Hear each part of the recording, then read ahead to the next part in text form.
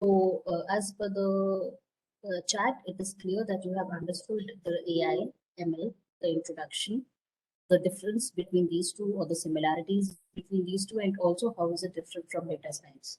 So I showed you a video in which it was clearly mentioned that data science is neither a subset or a superset of AI, but it's only using the different AI ML algorithms to extract the meaningful information. And what is meaningful information? Anything which is required for your own problem solving. Okay, before I start, give me the difference between information, data, and knowledge. When I say meaningful information, so can I say meaningful data or can I say meaningful knowledge? What is the difference between data, information, and knowledge?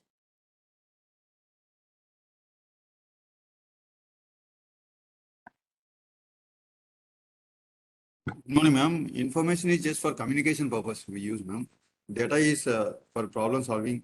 We take from different concepts, we take the data and we analyze that data.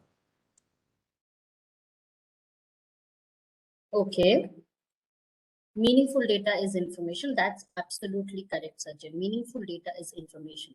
So as what Kalivara Prasad said, information is used for communication. Okay, meaningful data is information actually, because data can also be used for communication. Prasad said. Do you want to add something to this?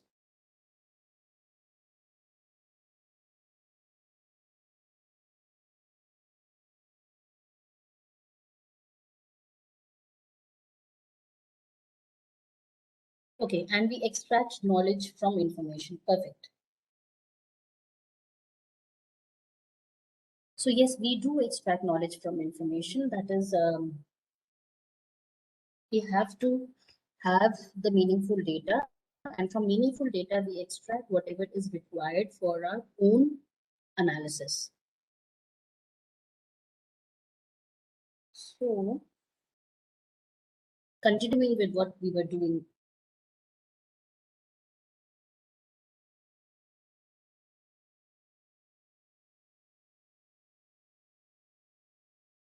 Types of ML algorithms. This is what the topic of this particular session is.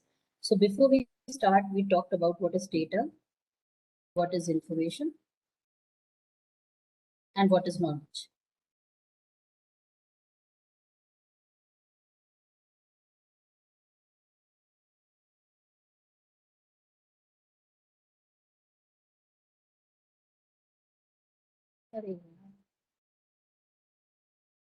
Data, information, and LATGE.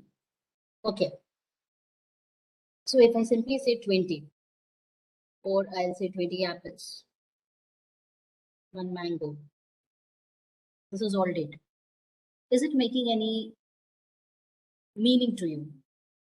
मैं बोलूं 1 mango, so you'll ask me, why are you saying this? So what is the importance of saying this? Why do you want to say 1 mango? Yeah, how is it related to your or how is it related to your saying, etc., etc.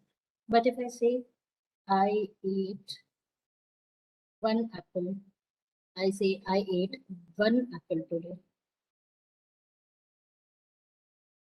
Yeah, if I say I ate, yeah, I bought. If I say I bought 20 apples today. Is this information now? Because this is the meaningful data.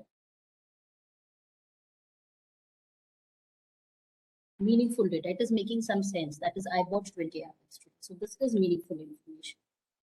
Okay. So any data which is meaningful, it is making some sense. It is making some meaning. It's known as meaning. Is information. Next, we come to knowledge. Knowledge is extracting the knowledge. We extract the knowledge from information, as what Sachin said. I'll go one step ahead of this and say that, okay, accessing the database, finding out the experience, and from the present information, extract information you need, and then do predictions. As soon as you get this word predictions, machine learning comes in the mind. Okay. So I say you access the database. Access the database means from the past, from the experiences. Okay. So in the database, it says an apple a day keeps doctors away. Okay.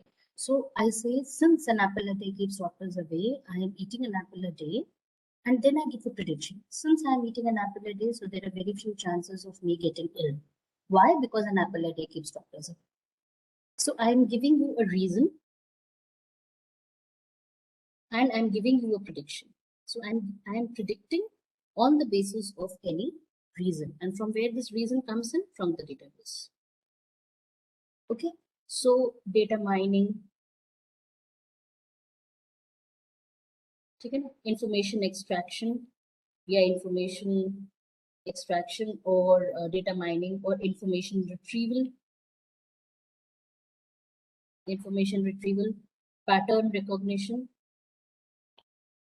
These are all different words which are given to the same thing of knowledge management. 20 years back, we used to call it as data mining or information retrieval. Nowadays, we call it as machine learning. So it's all interrelated to each other. If I showed you that video which consisted of data mining. It also talked about big data. So if the data is huge, the data is big data. And generally, whenever we are talking about machine learning, we are talking about huge amount of data. Huge amount of data means big data. So processing the big data to come up with certain predictions is with the help of machine learning. Okay. So my task is to predict the future on the basis of the past. Okay. Like suppose if somebody asks you which place to go in May. So what will you suggest? Okay, you can go to a hill station. Then you will add more from your past experiences and say, okay, that last year I went to Missouri. It was a very beautiful place, but you won't get much good hotels. So probably you go to Shimla, which has better hotels, and there you would find a similar type of an atmosphere also. Then somebody else can add and say that, okay, the route to Shimla is more problematic as compared to Missouri. So that then you can go to Missouri and you can go to so-and-so hotel, which is a good one. So what I'm trying to do, I am taking the recommendations from the different people and then maybe I'm making a recommendation engine. So what I'm trying to do is I'm learning from the past experiences of many people and then I'm doing the prediction for the future. What is a prediction?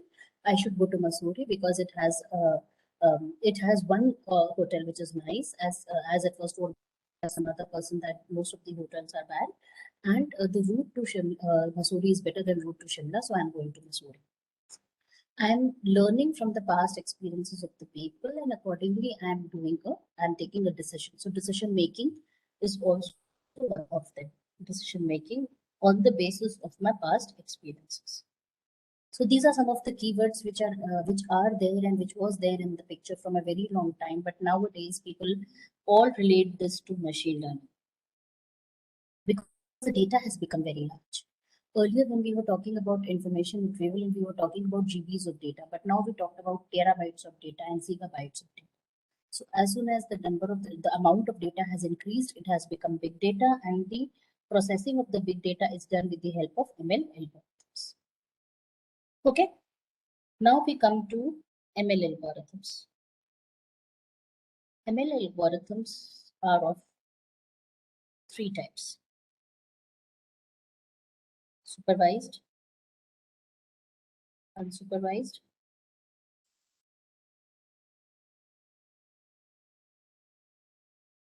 reinforcement, and there is something which is known as semi-supervised.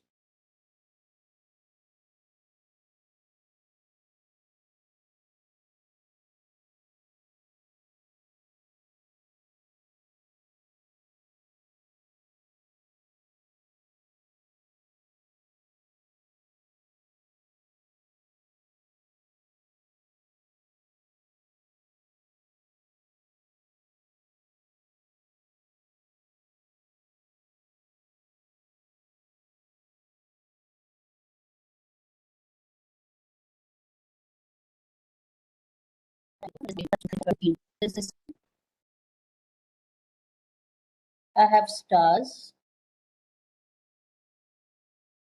and it says it is a star. And I have some circles, and it says it is a circle, like this. Now my task is to group similar items together. It can be also known as classification, image classification. I want to classify these circles together. I want to classify these triangles together. I want to classify all these stars together. So what is my first step? I have already told you that first is, this is a task. I have gathered the data set, I have prepared the data set. Now I have to do the EDA, exploratory data analysis. And in this case, I want to find out what are the three types of shapes I have. So I have three types of shapes. So what I'll do is I'll have three boxes in which I'm going to store these three types of shapes. Next, I'll have to do feature extraction. Feature extraction says I have to do feature extraction. So feature extraction says, okay, it has three lines, red in color. This has no lines, no angles, and brown in color. This has a star-shaped, blue in color. And I have done the feature extraction. Now I take this particular figure. I don't have any figure right now. So what I'll do is I'll put it inside this box and name this as triangle box. Because I know this is a triangle. It already knows that it is a triangle, so I'll name this box as triangle. Then I come to this figure. As soon as I come to this figure, it is compared with the existing figure. And how do I do the comparison? By doing the feature extraction. As I mentioned, I'll extract the features of both the shapes. I have extracted the features of both the shapes, and then I do the comparison. I say, okay, this doesn't have any lines, this doesn't have any angles, and it is brown in color, but still has three lines. So these two are not matching. So what I'll do, I'll put the circle here. Sorry, I have to take the same color. So I'll put the circle here. Then I come to this shape. I come to this shape. So what I'll do is I'll again do the comparisons. I'll compare this with this, and I'll compare this with this. I have extracted the features. This has three lines, red in color. This also has three lines, red in color. This has brown in color, no lines. So there is no match here, but there is a match here. So what I'll do is I'll put the triangle here. Then I come to this figure. Same process. I'll compare it with this. I'll compare it with this. Here I'll get a match. So I'll put the circle here and name this as circle. Next we come to this figure.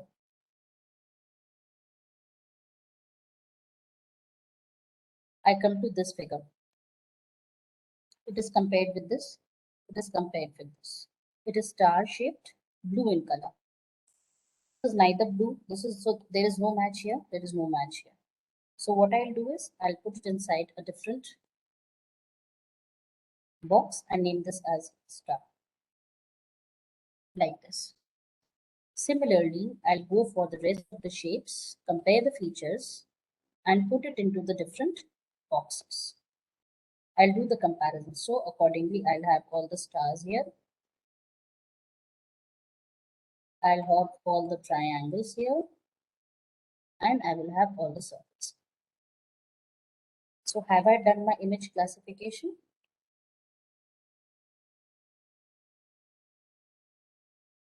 This is a supervised learning algorithm because I knew that there are three types.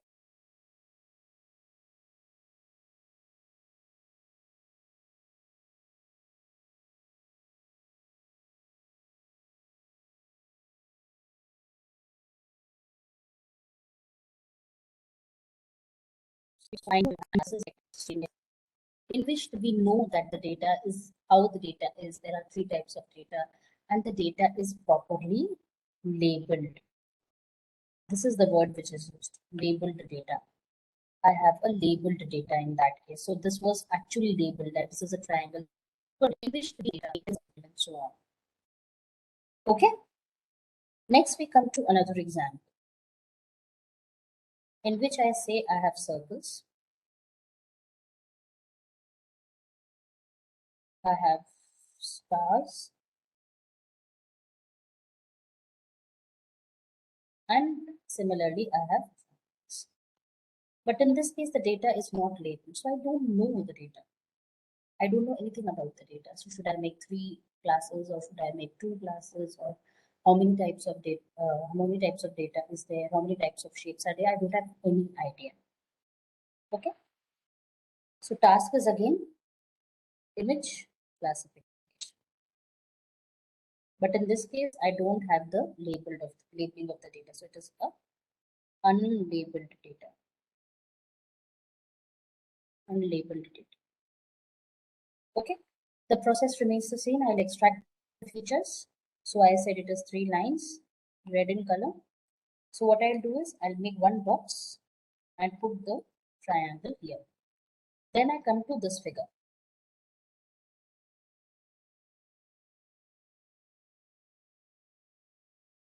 I come to this figure. I compare it with this. It has no lines and blue in color. So this was absolutely different. So what I'll do is I'll make another box and put my circle there.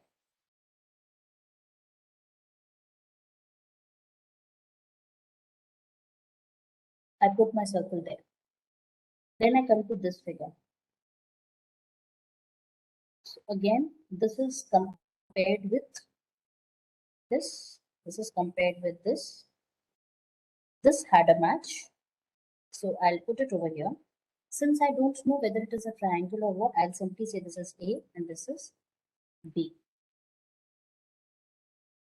And I don't know the types of images, the types of data I have, what type of data, how many data, I don't have anything, any information.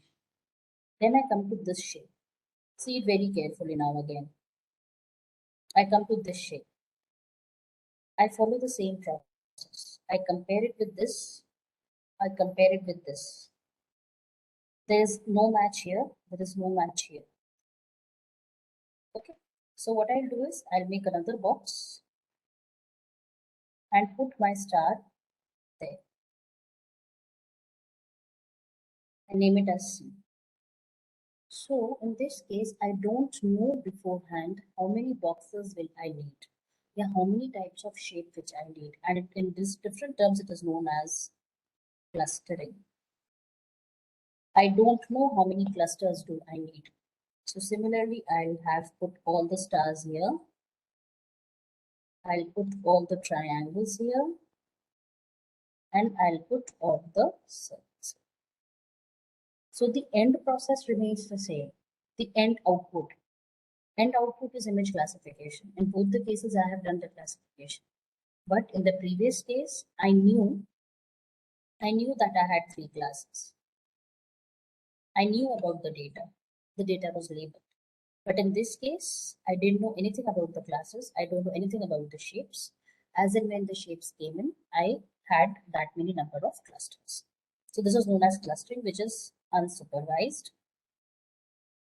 There is no one to tell you what to do and what not to do. And this is a unsupervised clustering technique for unlabeled data. So always remember, you have un here also and you have un here also. So both the ways, unlabeled data for unsupervised learning, which is a cluster. Okay. Is it clear to all what is the difference between classification and what is the difference between supervised and unsupervised learning? And last but not the least is reinforcement.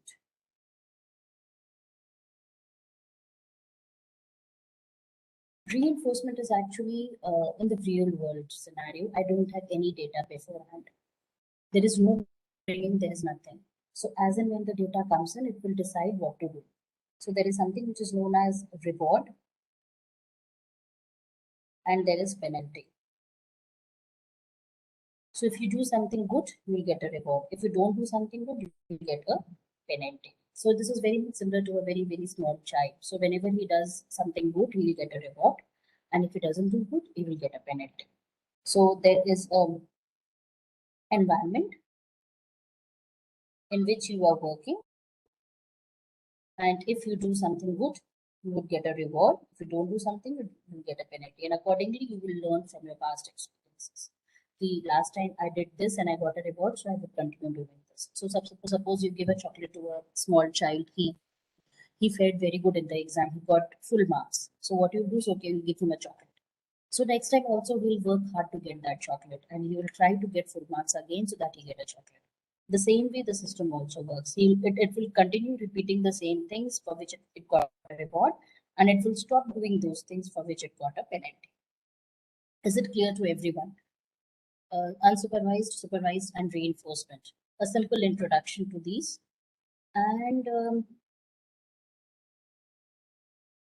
I have a very good video on this, a very small video, as I showed it for the terms also. I'll share that video with you. That says machine learning in 5 minutes.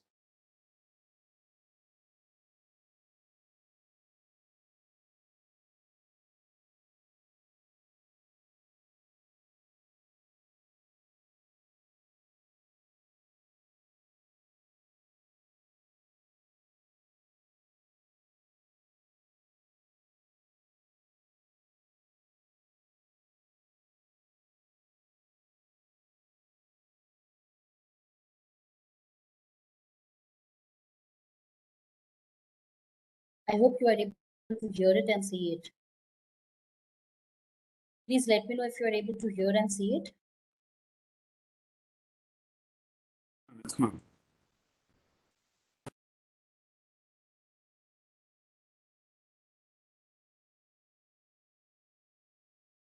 Thanks.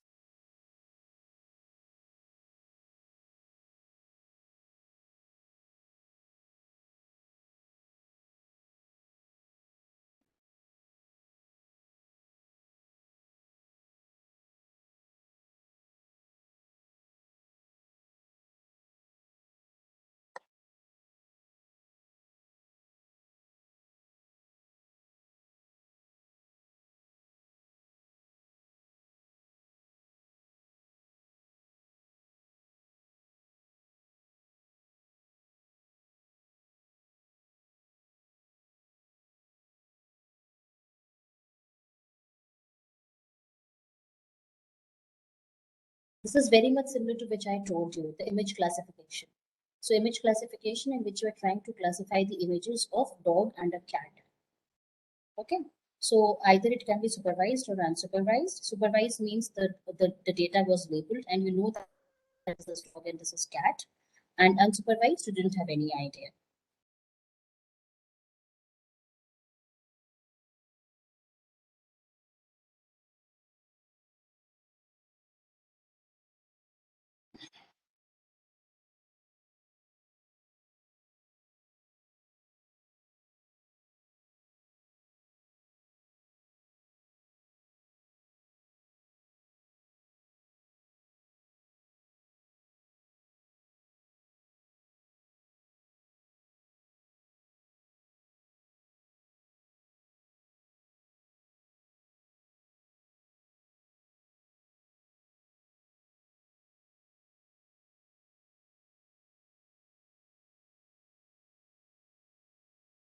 So decision trees, naive-Bayes, linear regression, and SVM are the most important algorithms which are, I won't say most important, but the ones which are frequently used. And decision trees, linear regression, and SVM, all three would be covered in this particular workshop. Today I would be covering linear regression, and tomorrow there would be decision tree and SVM both. And you would be given an introduction to naive-Bayes also.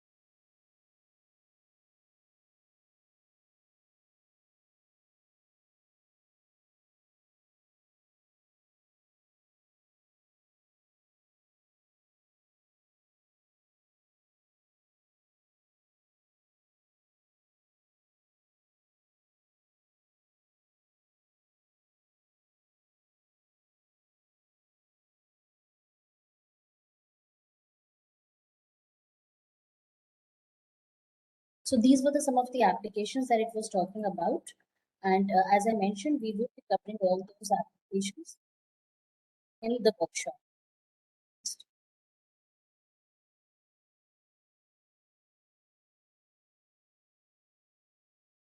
So disease diagnosis is one of the applications which will be dealt in very, very detailed. Transcribing will also be dealt in natural language processing. So these are some of the applications which you can do with different ML algorithms.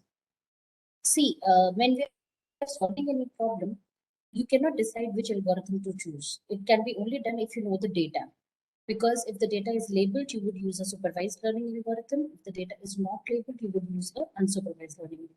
So decision of the ML algorithm doesn't depend upon the problem, but it depends upon the data that you have.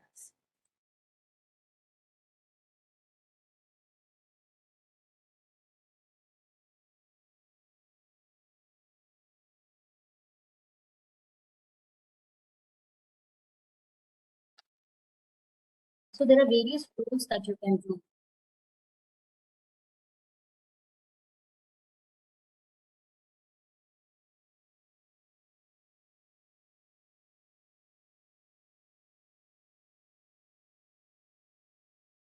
Okay, so this gives you actually a very brief idea about what is the different types of machine learning algorithms and what is the difference between supervised and unsupervised learning. Now, as I mentioned, I'll take you to the linear regression model in detail. Just let me know if you have any doubts or questions till here.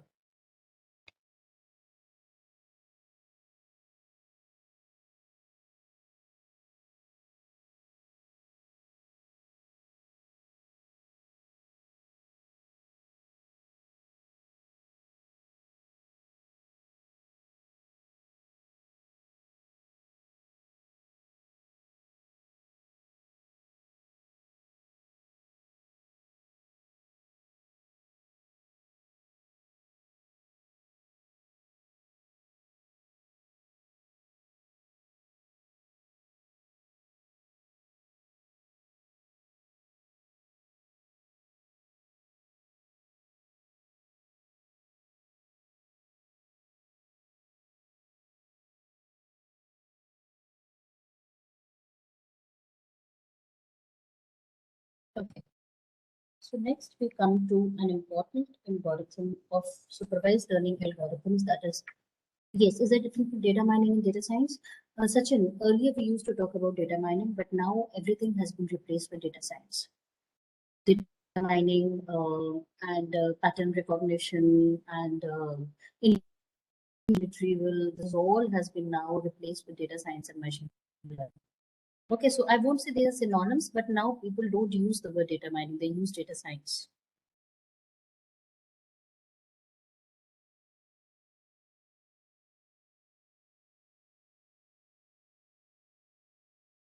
Okay, so linear regression is one of the supervised learning algorithms. Supervised learning algorithms, once the data should be labeled, then only we use this type of algorithm. Okay, so before I start with linear regression, let's come up with a very normal equation for line. What is a normal equation for line? Y is equal to mx plus c. This is the equation that you have been doing since very beginning, from once you were a student of class 8th, I would say. Y is equal to mx plus c. What is y in this? Is it dependent or independent? And what is x? What is y? Dependent or independent?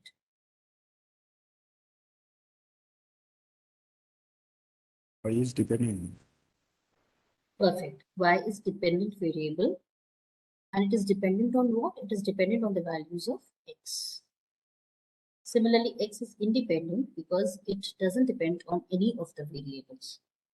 So if suppose I take the values of m as 2 and c as 3 and take the values of x and y accordingly. So if suppose x is 1, 2, 3, 4, then can you calculate y from the equation of y is equal to mx plus c. So I'll say y is equal to 2x plus 3. So this is 2, 3, 5, 4, 7, 9, and 11, isn't it?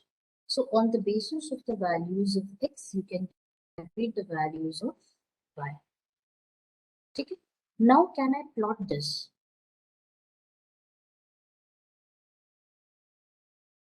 I can very well plot this also.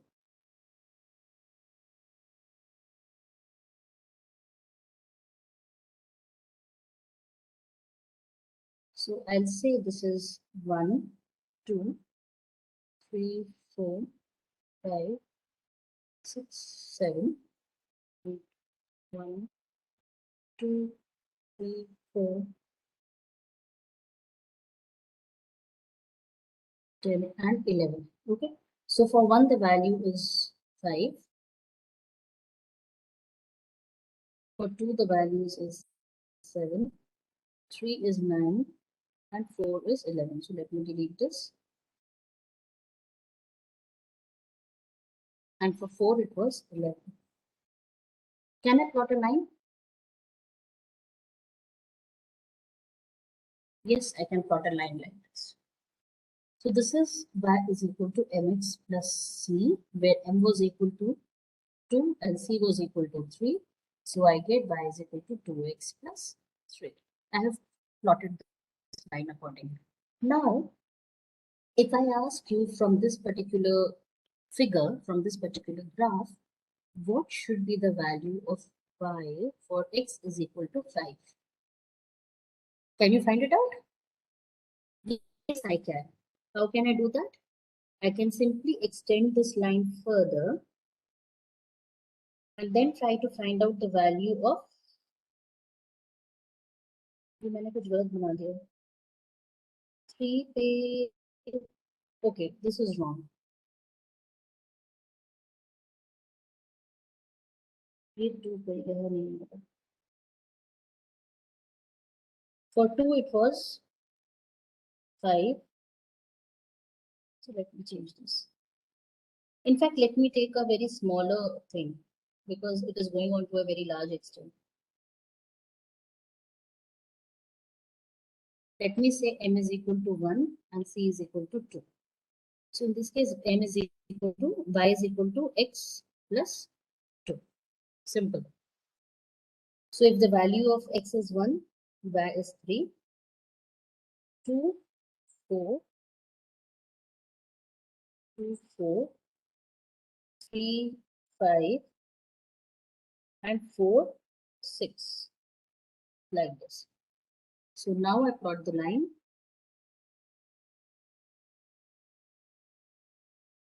And I'm saying that I want to find out the value of y for the value of x. So what I'll do is I'll try to extend this further. And from this I can find out the value of at 6 is equal to 8. So the value of 5 is equal to 7. This is what I have done. I have tried to find it out from its equation. Okay. So for a value of x is equal to 5, y is equal to 7.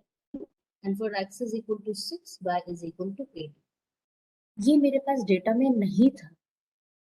The data which I had was only till 1, 2, 3 and 4. But I could predict the values of 5 and 6 from the line, the equation of the line. I'm again repeating. What I did was, I have only this data. For x is equal to 1, y was equal to 3, 4.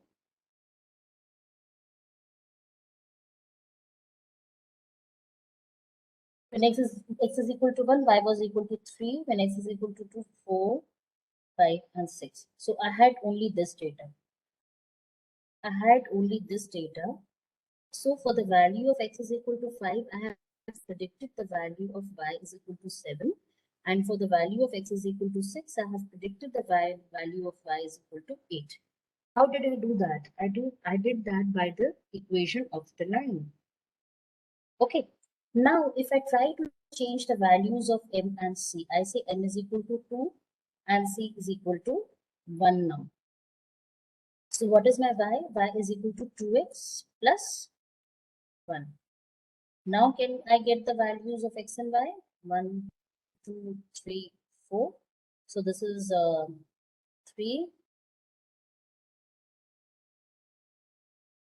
5, 7, 9. Now can I plot the lines?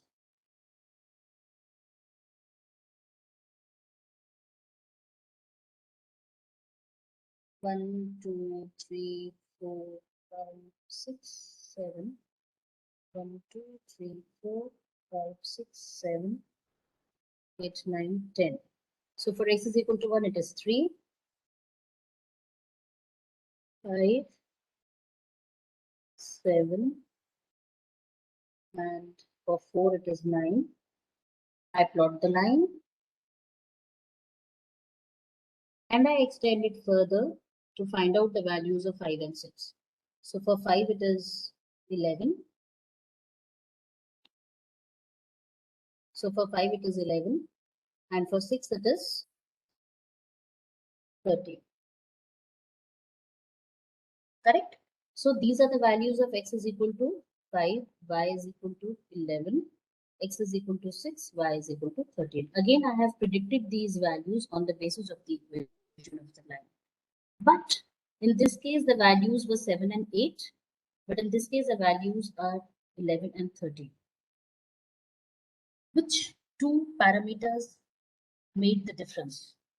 M and C.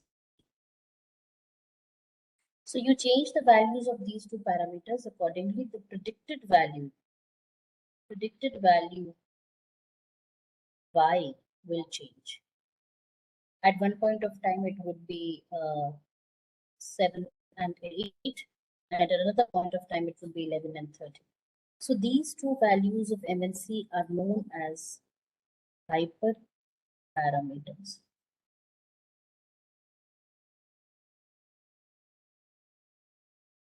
Okay. On the basis of the values of M and C, you will have different equations of line. Now, this is when I had the data very, very linear. Let's come to a different problem in which I have the data like this.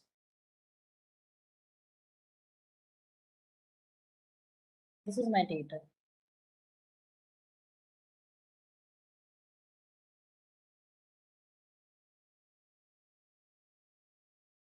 So if I say 1, 1, 2, 3, 4, 5, 6.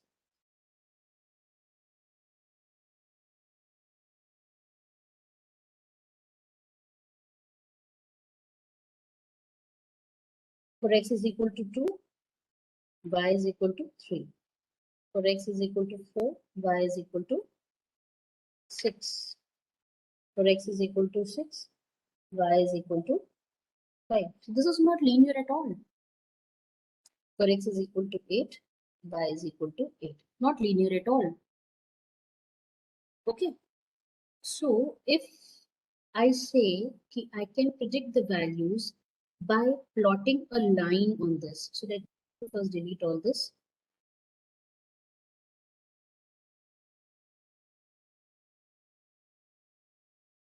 I'm saying that I want to predict a line here. So I just say that I have plotted a line, and according to me, these are the actual points. These are the actual points. But I'm predicting these points to be here.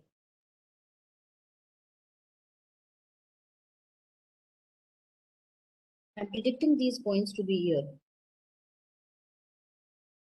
and here. So for x is equal to 2, y is equal to 3, which was actual, but I predicted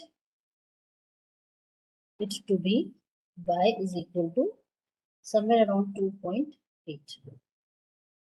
For x is equal to 4, my actual was 6, but I predicted it to be 4. For x is equal to, I had the value at 6, actual was 5, but I am predicting it to be 5.2. For x is equal to 8, My actual was 8, but I'm predicting it to be 6.9. Correct? So these are my predictions. Why I'm saying that I'm not going very haphazard manner, but I'm just saying that I want a line to be plotted. I can have different sets of line by changing the values of MNC. I can say I can have this line, I can have this line, I can have this line, this line, this line for different values of MNC. Which line to choose? Which line to choose? Which line to choose? Or I can say which M and C to choose. Yes. So this will depend upon these values and these values, because I want to find out my error. What is my error? Error is equal to predicted minus actual. Okay. So error can be called as loss, or the cost is equal to YP, the predicted value, minus Y actual. Okay. So I find out the summation of YP minus YA for all the values of N. YPI, YA, where N is equal to total number of points. तो अगर हम इसी में मान के चले YP minus YI, so this is minus 0.2, this is minus 2, this is 0.2, and this is minus 1.1. है ना, इतना ही होगा ना? हाँ, minus 1.1. So if I'm trying to find out the sigma of this, that can be the total loss. What is my total loss? I'll just remove those two. So what is my total loss? This and this cancels. So this is minus 3.1. This is my total loss. But actually it should not have been cancelled, isn't it? Because there is a loss. There is a loss of 0.2 here and there is a loss of 0.2 here. So this should not have been cancelled. There is a loss. So I should consider that loss. So that is why what I do, I take a square of this. Now since I have to take a square, I'll take an average and I'll take the under. This is known as RMSE, root mean square error. Okay, so first of all, I'll try to find out the error. This is error. This is error. Square करा उसका, square हो गया. Mean निकाला उसका, mean हो गया. और फिर root निकाला. Root mean square error. So we don't calculate only the sum, only the difference, but we calculate the root mean square error. And this is known as the cost function, the loss function, etc. etc. So my objective is to minimize the cost function. Choose M and C in such a way that cost function is minimum.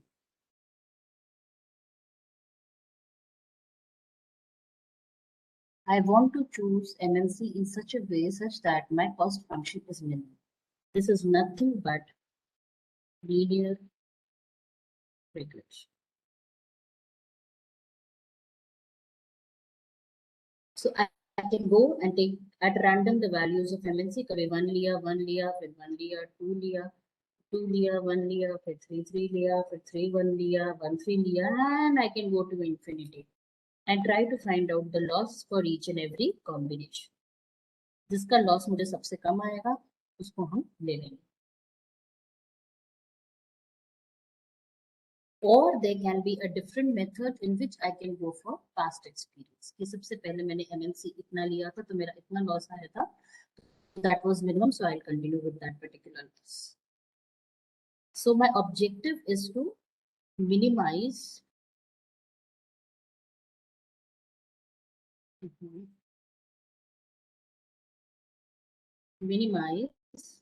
the cost function. तो अगर हम cost function को plot करना शुरू करें,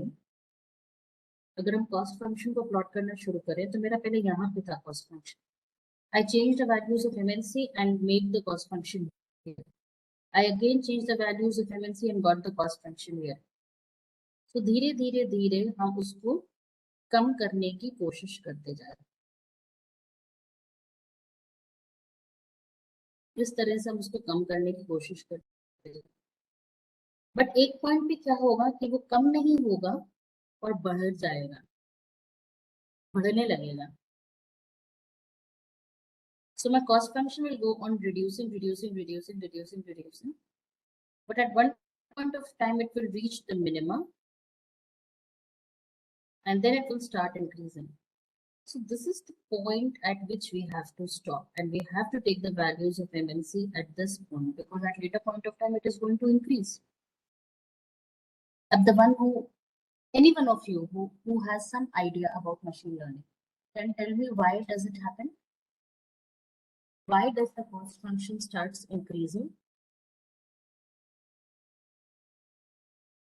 Can anyone of you tell me that why does the cost function starts increasing?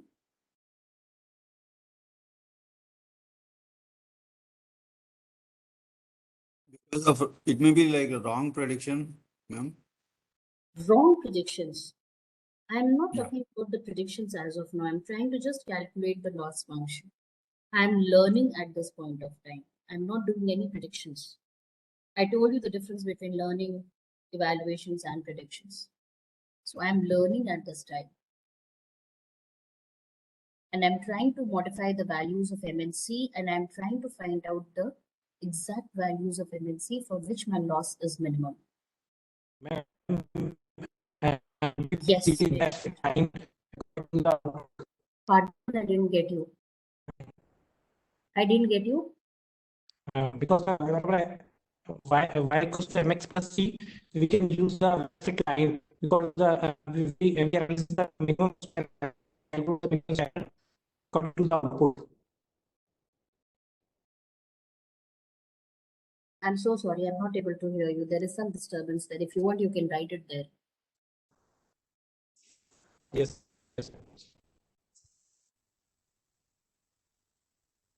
Okay, I'm waiting.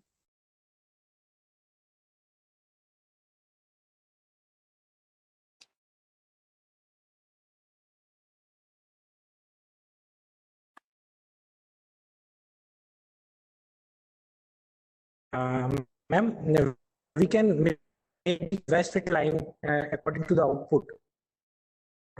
Because my accuracy is maximum. Best fit line according to output. Yes, that's what I said. That we are trying to find out the values of MNC. MNC means best fit line. Here we had many values of MNC, and accordingly we had many lines. So we are trying to find out the best fit line. Best fit line means the one which gives the minimum loss. Best fit line means minimum loss. But I'm saying what happens is when you are trying to find out the loss will continue going to increase. But at one point of time, it will start increasing. Why so? Durga ma'am has already given the answer. Actually, it is because of overfitting.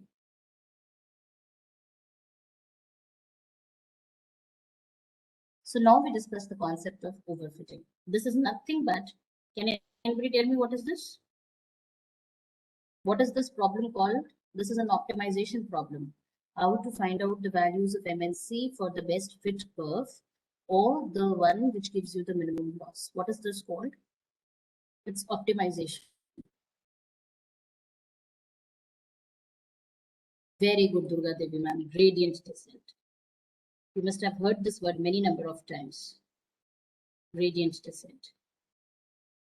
So this is nothing but gradient descent, in which the cost function goes on decreasing, and at one point of time, it becomes minimum and it starts increasing. So this is the point at which we have to stop and get the values of MNC at that point. I won't say MNC, any number of parameters. Because after that, what is going to happen? It starts learning the data set. It starts learning the data set. Now, suppose I give you an example of a student who learns, evaluates, and tests. Okay, so my son had SSC exam today. So he has learned a lot from past 2 days. The entire weekend he was studying. So he learned history, civics, geography, everything. So he did his training well. Today morning, I took the evaluation. I checked it whether he has learned or not, and accordingly, I modified him some of the things. I told him that, okay, this is wrong, this is right, and accordingly, I gave him the suggestions. He did some modifications, and currently he's giving the exam. That is testing. Okay, so now what happens? He learns a lot. Suppose it is a maths exam. So he learns 2 plus 2 is equal to 4, 3 plus 6 is equal to 9, 12 plus 3 is equal to 15. He has learned this by heart. So if in the test he gets 2 plus 2, he would be able to write the answer as 4. But if he gets 3 plus 2, he will not know what to do. So if you are getting unseen data, what is this? This is known as unseen data. So unseen data is used for testing. So you never train your data set on the test data set. I give you an example of Matar Paneer. You evaluate the Matar Paneer with your family members. You will make Matar Paneer one day before your guests arrive, not at the time of guests arrive. Because it may happen that the Matar Paneer is not good and your guests are angry, or you are not able to make good Matar Paneer, so your image would be wrong. Okay, so you try making Matar Paneer in front of your family members one day before. And once your once your guest arrive, then you would make it again as per the modifications it has been told to you by your family members. So evaluation says as per the suggestions, or as per at the time of training, I changed the values of MNC continuously, and finally I got some values of MNC as per the evaluation. Once that MNC values are clear, are stagnant, constant, then I would do it on the testing data. Okay, so you don't train yourself on the test data, never. You don't do the training, you don't make Matar Paneer in front of your guest directly. Okay, you don't take the inputs from the guest. Guest will always say, yes, it is very nice. They will never give you input. The input can be given only from the family members. They would say, Mama thoda sa matar aur dalte, Mama thoda sa paneer aur dalte, vagera. Okay, so the testing is always done on the unseen data. So what happens if you start learning by heart? You have learned the training data so hard that you cannot go for a test data. Now you have learned how to make Matar Paneer. Now if somebody asks you to make Palak Paneer, you will not be able to do it. This is wrong. You should be able to make Matar Paneer also and Palak Paneer also, because the process remains the same. Instead of Matar, you add Palak. Okay, so that is testing. So when the guests arrive, they said they don't like peas. So can you please make Palak Paneer? You should be able to make Palak Paneer also. That is unseen data testing. But if you learned it by heart, आप बोलोगे कि नहीं मैं तो सिर्फ मटर पनीर ही बना सकती हूँ, मुझे पालक पनीर आती ही नहीं बनाना. That is wrong. That happens at the case of overfitting. This one part. So what happens is, this is the point where I want my data to be learned, and till here it is known as underfitting, until here it is known as overfitting. Thus, you have started learning the data, and when you start learning the data, the loss increases. So this is the point at which you concentrate your MNC. I gave you an example of y is equal to mx plus c. Now it may happen that you have more than 2 parameters. So what you will do is you will say y is equal to beta naught, beta naught is C, beta 1 x1 plus beta 2 x2 plus beta 3 x3 plus beta 4 x4 plus and so on till beta n x, where you have n parameters. And this is known as multiple linear regression. You have more than one parameter, x1, x2, x3, multiple linear regression. And I told you that for these points, I'm plotting a line. Okay? It may happen that this line is not giving me good results. So I can plot a curve also there. So if I'm plotting the curve, my equation would be different. Beta naught plus beta 1 x1 squared plus beta 2 x2 cube plus beta 4 x4 something and so on. So there would be higher ordered equations. There would be higher order equations if you are going for a curve. So if you're going for a straight line, then there would be a single equations. So multiple linear regression says you have more than one parameter which is used for plotting the line. Correct? And this is if you're going for a curve. But what is overfitting? Overfitting is, these were your points, and you try to plot a curve like this, covering all the points. Now, if you get a new point, maybe you will not be able to get a good result. This is the error. So overfitting is you have learned by heart the data set. The training data set has been learned so well that you will not be able to perform good on the new data set. Okay? Any doubts, any questions still here?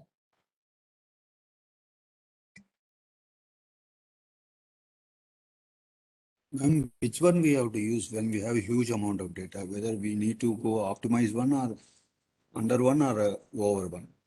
Depending on the situation, we have to use. We neither go for underfitting, we neither go for overfitting. We always go for an optimal solution. Optimal solution says we shouldn't go for overfitting or underfitting. We should have that value. That's what I told. We are looking for something here, which is neither underfitting nor overfitting. Okay. Okay, so we are looking for some optimal solution. So optimal solution says actually there is always a trade-off between underfitting and overfitting, because underfitting is related to bias and variance. These are the two words which I used. I'll come to that. Before than that, any other question? I'll talk about bias and variance now.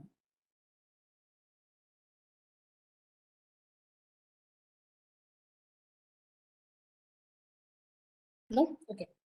So what does bias and variance says?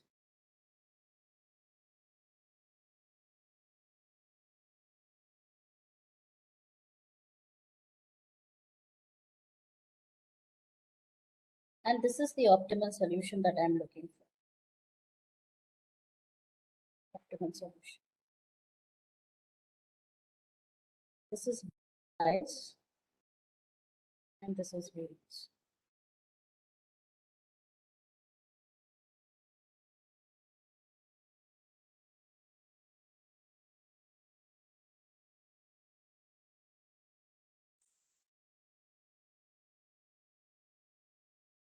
So what happens is this portion is underfitting. And this portion is overfitting.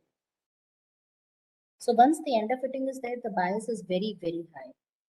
Bias is high and variance is low. So this is and these are the optimal models. And we try to find out this optimal solution in which there is low bias and low variance.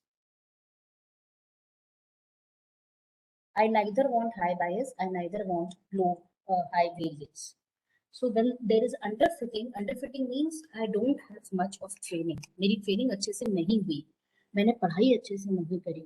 तो जब मैंने पढ़ाई अच्छे से नहीं करी means I am not able to check for the unseen data. That is why my variance is very less. but my bias is very high. Suppose I have learned only 2 dates in history. So for everything, I would say the same date, 1854. For all the things, Babur was born on 1854. Humayun died in 1854. Everything is 1854. In this case, I have not done my training well. If I have not done my training well, then that means the bias is very, very high and variance is very low. I have not talked about the different dates. And if my overfitting is very high, if I have overfitting, then the variance is very high. Even if the 2 dates were similar, I am giving you a different date. 1857 is a revolt for revolution, and 1856 is the first war of independence also. But since my variance is very high, I will give a different date. Because I have learned so hard that I have learned everything and I cannot come to a different new data set. Okay, so we go for an optimal solution which is low bias and low variance. It is neither high nor low. So optimal solution says, or you can say it as medium bias and medium variance.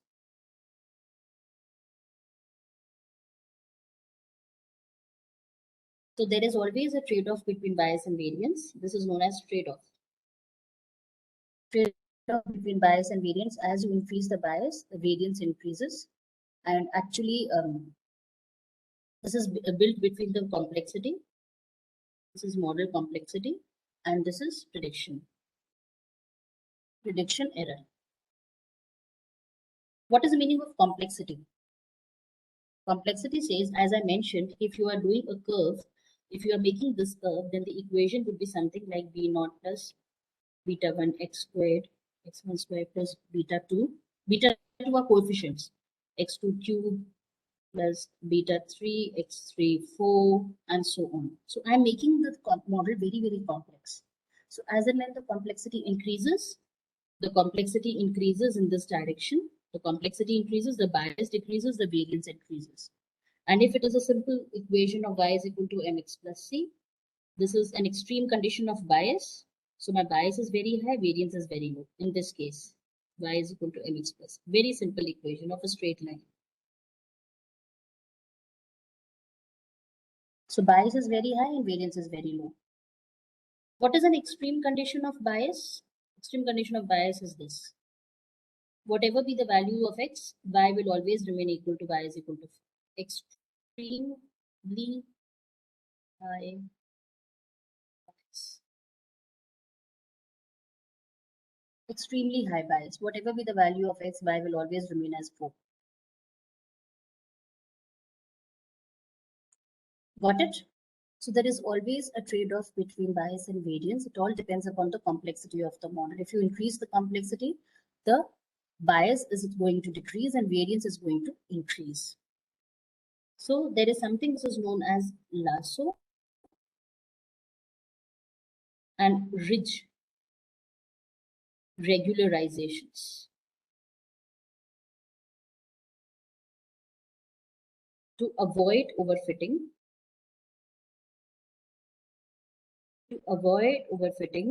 we add a term lambda. We add a term lambda to the equation. So b0 plus beta 1 x1 plus beta 2 x2 and so on. Plus I add a lambda term to it, which regularizes it and it avoids the overfitting.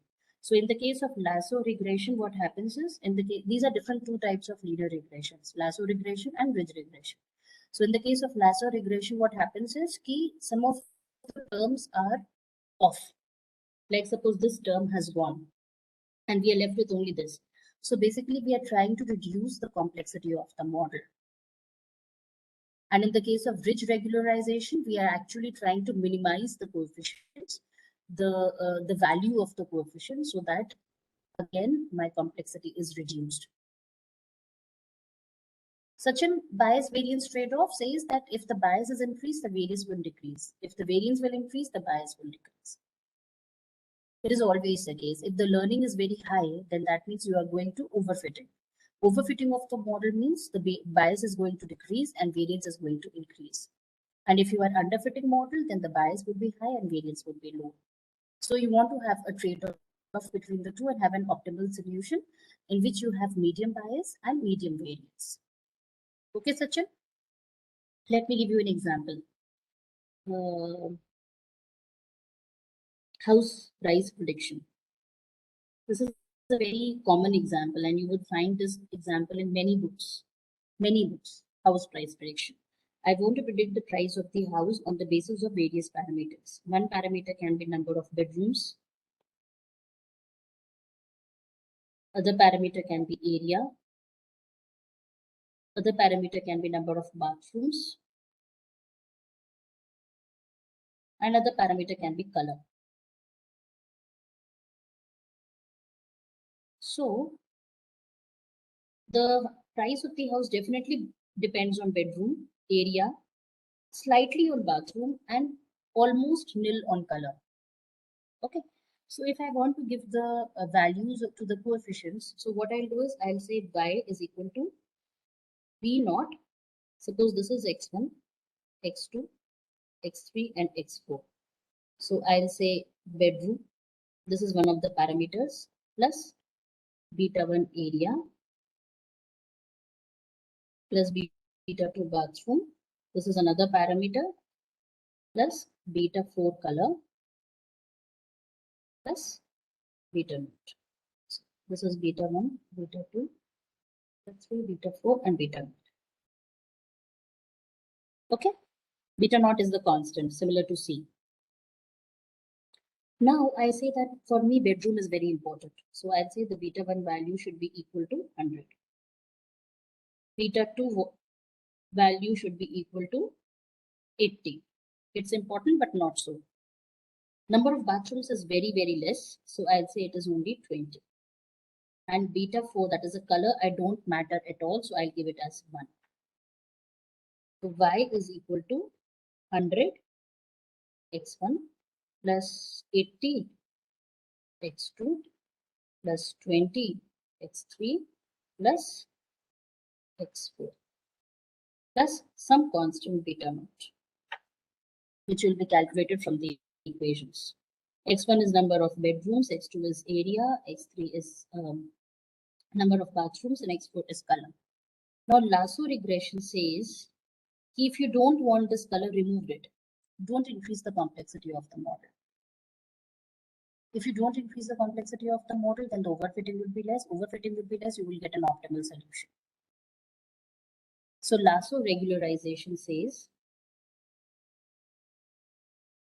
remove x4. So now your value of y will be 200x1 plus 80x2 plus 20x3 plus beta naught. That's it. And ridge regularization says you reduce the values because these are very high values to be calculated. So let's divide it by 10. 10x1 plus 8x2 plus 2x3 plus x4 plus beta naught. It doesn't remove anything. So x4 will be divided by 10. It doesn't remove anything, but it reduces the values of the coefficient so that the complexity of the model is reduced. So I'm giving you a very naive example in this case, a very naive example. It generally doesn't happen in such a way because it adds a lot of terms to the existing equation to get the regularization, to get the optimal solution to the problem. Okay, so Lasso and ridge actually are two regularization methods, or you can call it as two different types of linear regression models in which you are trying to reduce the overfitting to the maximum extent. Okay.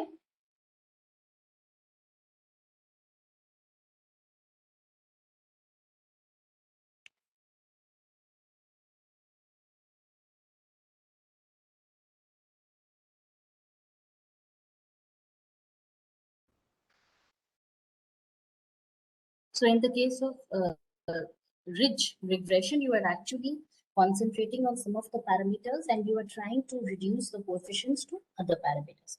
The value of this coefficient actually depends, like y is equal to, I'm saying 100x1. So means x1 plays a major role in deciding the value of y. When I said 80x2, so 80 times you are trying to modify the values of y with the help of x2. And if I say y is equal to x4, it doesn't have any much of effect on calculating the y. So I want to find out the parameters which are responsible in calculating y. This is known as feature selection. Feature selection. So I said that color is not important for me. So this is feature selection. There is something which is known as variance inflation factor. This is also used for feature selection. I want to make my model as less complex as possible. And I can do this only by reducing the number of parameters or by reducing the coefficient value of the coefficient, something like that. I just want to reduce the number of parameters and make the model as less complex as possible. Is it clear to everyone?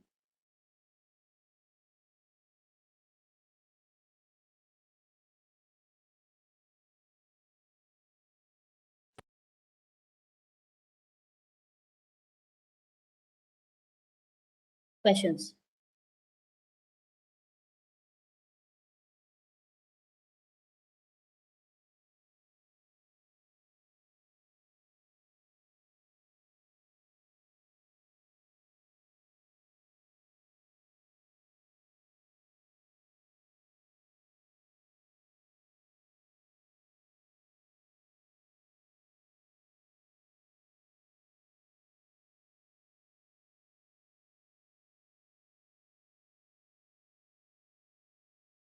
Sachin, again I am repeating. When the underfitting is there, that means the training is not complete or the training is very less. In such cases, the bias would be very high and variance would be very low, as I mentioned it in the diagram.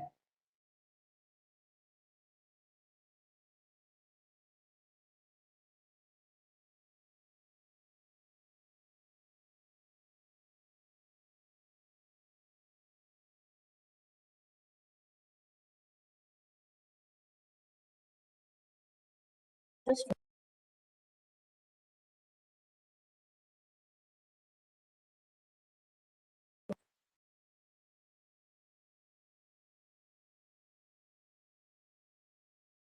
I showed you this example in which this is my bias and this is my variance. This is my variance and this is my bias. So this is the optimal solution. Here it is underfitting. So once we are talking about underfitted model, that means my training is not complete or my training is very less. In such cases, the bias is very high. This is at this point, and the variance is very low. When the bias is very high, I will not get the accurate results because I am biased to particular set of data. When I come to this point, that is overfitting. In the case of overfitting, the variance becomes very high and bias become very low. So even on the test data, I am varying the predictions very high. Again, my results will not be very accurate. It's only at this point that my results are accurate, where my bias and variance are optimal. Got it, Sachin?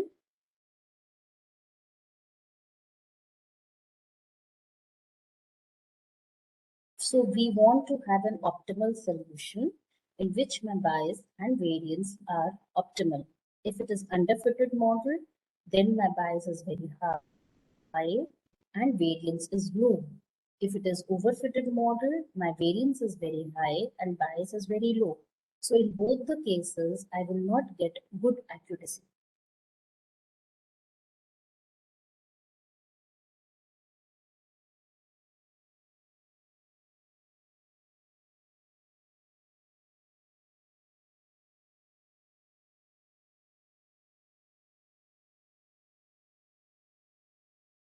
Okay, any further questions?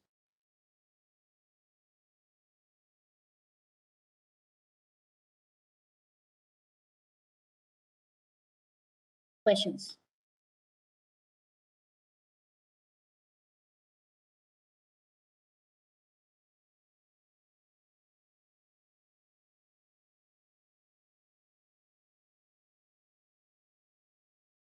Any other?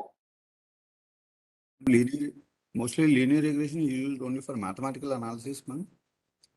No, it can be used for any type of problem, but the only thing, Any type of data we can use. data Okay. should be labeled. I'll give you an Okay. example of prediction. So in the Okay. case of house prediction, it's not mathematical. I'm just talking about the number of bedrooms and bathrooms. Again, it is not mathematical. So anywhere in which the data is labeled and you see a linear relationship between the different variables, and you go for linear regression. Okay. Okay.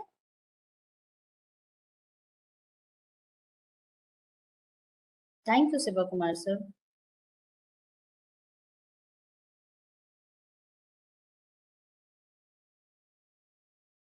Number of parameters we can have, ma'am. Parameters. Can be any number of parameters. Sometimes you have a very large data set and you have thousands of parameters. There comes the concept of feature selection. Because if you are taking all those 1,000 parameters at one point of time, the model would be very complex. And once the model is complex, finding out the predictions or doing the evaluations become very tough. And there are very high chances of overfitting in that case. So that is why we have to reduce the number of parameters to be used. And in that case, we go for feature selection, lasso regression, ridge regression to reduce the number of parameters. Once the number of parameters are reduced, overfitting is automatically reduced. Okay, so there is no fixed rule that you take 20 parameters or 40 parameters. The way you are getting the accuracy matters. So you should try to reduce the overfitting by getting the optimal solution. Okay. Okay.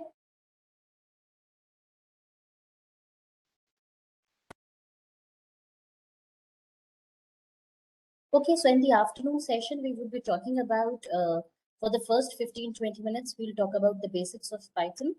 That is, we'll talk about the core Python, decision making, if then else, for loop, etc., etc. And then we move on to the list tuples and dictionaries and sets. And after that, I'll take you to a problem solution for COVID data set. So I'll tell you how to take the data set, how to prepare the data set, and actually build a model onto it by using NumPy, Pandas, and sklearn. So it would be a complete hands-on exercise. Be ready with your laptops. Don't do it on the mobile. I'm again repeating, please don't attend the session on mobile. If you do it, you will not be able to do the hands-on yourself, and there is no point in doing hands-on without actually doing it yourself. Until and unless you practice yourself, you will not get that confidence. And in fact, all the sessions throughout the workshop will involve hands-on. So always try to log in with your laptops or desktops so that you can try the code there and then. If you are not able to try the code, if you skip it for the later on, it's always skipped. So always log in with your laptop or desktop so that you can try the code with me.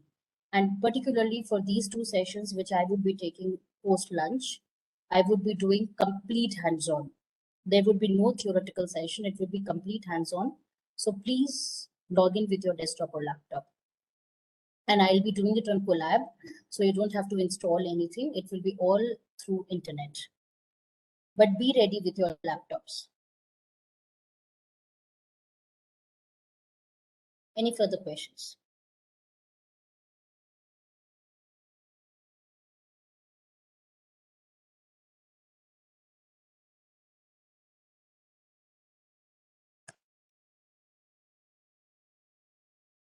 Okay, if not, then we can stop the session here.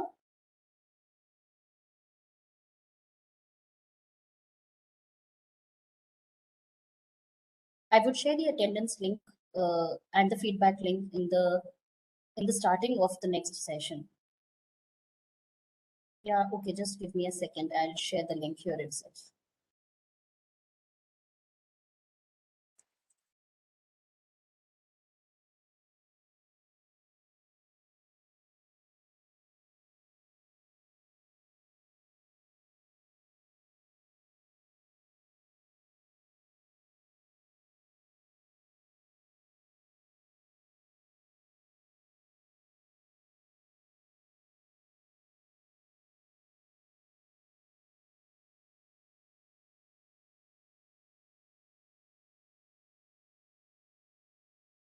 Okay, I'll do it at the start of the next session. Just give me a minute. Okay, there are some people who have just joined. So I will do it.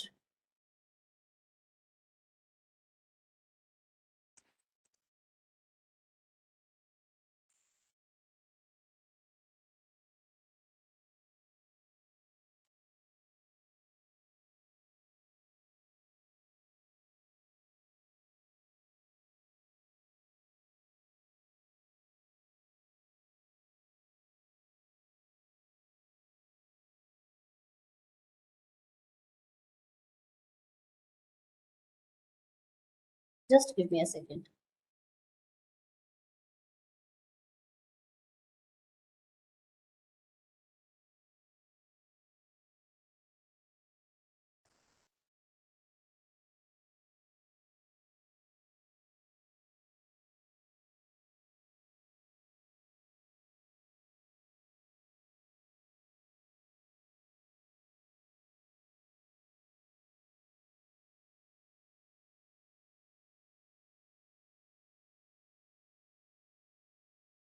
If the sample is less, Sachin, what happens is if the sample is less, then the training becomes very, very high. When the training becomes very high, then the model becomes overfitted. When the model becomes overfitted, then again the bias reduces to a very great extent and your accuracy decreases. The sample is less. I have not said that the bias would be high. Never. I'm saying the underfitted model means the training is less. I have not talked about the sample. I have talked about the training. The training is less, the bias is high. But if the sample size is less, that is why we don't use machine learning algorithms on a very small sample size. If the sample size is less, then it may happen, if the sample size is less, then it may happen that you have a very low accuracy. Low accuracy in the sense that the sample size is very small, and when you start training it, it trains so high that it becomes overfitted model and you get low accuracy. So machine learning algorithms are always done with very high or very large sample data, because very large sample data will lead to optimal fitting, not neither underfitting nor overfitting. Okay.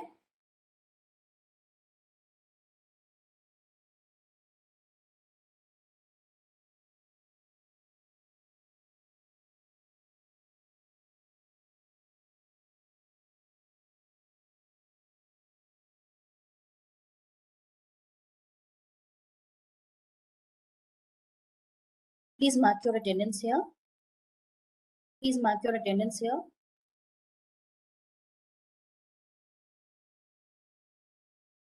Your email ID would be automatically recorded. So it's not a problem. You don't have to mention the email ID, but you just have to give the rating to the speaker.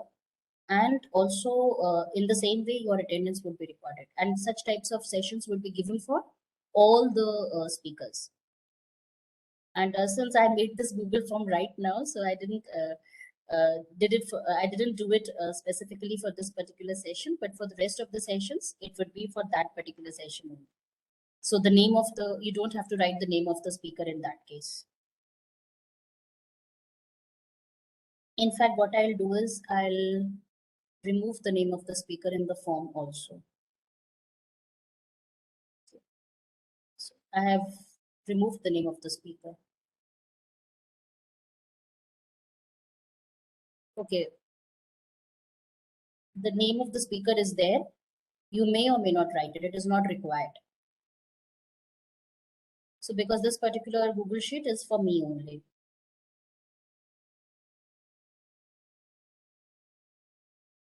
Okay. So I have removed the name of the speaker. So you don't have to write the name again. You can simply give your name and the rating.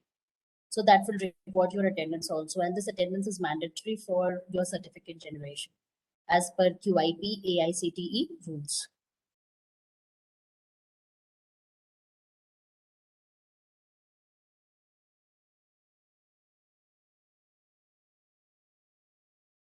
Okay, so thank you everyone for joining for the second session. We would meet again at 2 o'clock with the hands-on session on Python. So as I've already mentioned, I'll start with the very beginning and then I will move on to the different 3 libraries. So those who are already proficient with Python may join a little late, may join in the 4th session probably, because in the 3rd session, I would be taking through the basics of Python. And in the 4th session, I would take you to the 3 libraries of NumPy, Pandas, and sklearn. So those who are already aware of Python may skip that session.